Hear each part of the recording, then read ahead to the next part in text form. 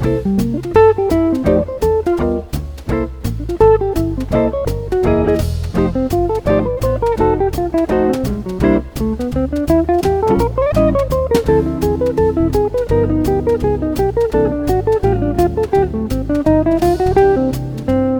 to Joe Pass Blues Challenge. This is Relaxing at Camarillo, the live version, and it's a blues in C.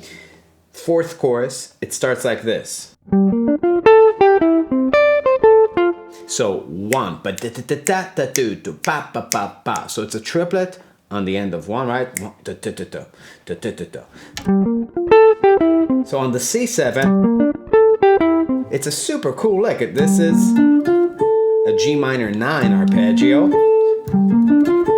and then going down a C triad, and when he switches to play over the 4 chord, he's just outlining a simple F7 triad, right? Now the second time, he's just letting go of that G root, but plays the same arpeggio. And now he's going a half step up to this G flat 7. Now why, right? So it's like 1, 2, 3, 4, 2, 2, 3, 4, then right? Just like that thing that people walk down from the flat 5 dominant to the 4 on the way to the 4, just like a half step. It just sounds super hit, right?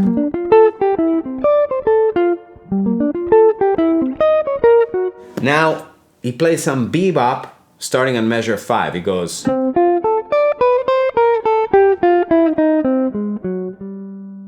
Now what's that line?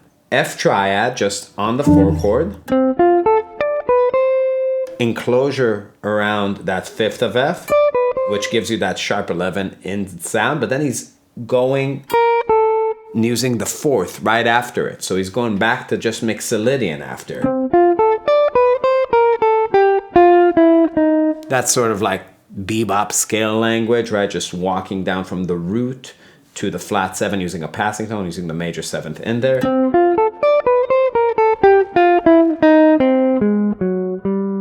Now the way he's getting down is super cool. You see this A flat triad, right? That's a pretty cool thing to do. That comes from symmetric diminished, right? When I'm thinking about like F symmetric diminished half whole on the sharp 4.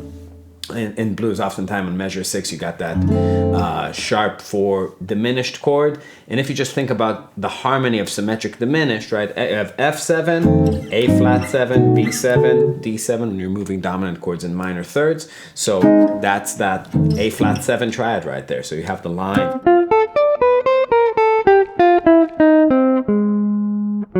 And then just resolving back to the 1 chord. Just an approach note to this note on the C chord, which is the 5th, right? So right on measure 7 on beat 2 starts the long line that goes all the way to the end of the chorus. And the interesting thing about Joe Pass is oftentimes on the 1 chord, he plays C major when he gets to measure 7, as opposed to C Mixolydian. So he's really treating that chord as if it's a major 7, not a dominant. And that's key to this sound. So he's starting the line on the note A, right on that C chord. He goes. And from this point, it's just all the notes are coming from A altered. So it's C major to A altered, right on that A7 leading to the 2 chord.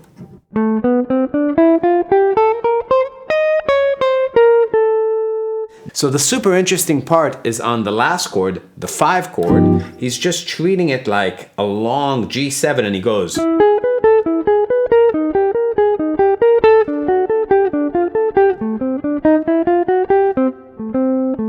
Now what's that? That's a long chromatic pattern. You just have this pattern moving down in half steps. Then when you get here, you play half the pattern, and then you go. Now, what's the logic here, right? It's not just a random chromatic pattern. You're hearing these chords moving on that G7. So it's really just an E triad to start with, going to the 4, going to the sharp 4. So sort of like an E sus to an E sharp 4. So. But if you just think about the triad sound, you got an E triad on the G, right? Like to an E flat triad on the G, to a D triad on the G, then to a D minor, G7, which is a 2-5. So it's just these triad sounds, and then just going to and resolving to some blues. So I'll play that whole excerpt slowly.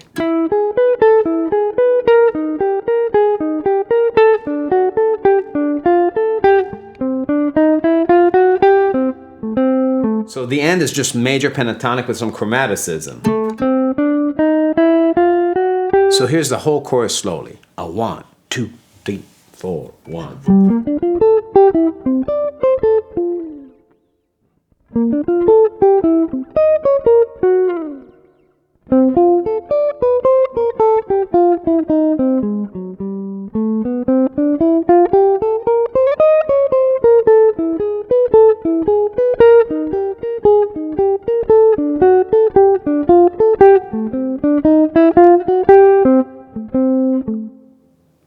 Cool. If you dig this, please join our Patreon to get the transcription of this, tons of other transcriptions. There's also a free tier that gives you some stuff. The backing track is available for you to jam with on our backing track channel. Also for a download on the Patreon. That's the best place to support the channel, and we really do appreciate the support.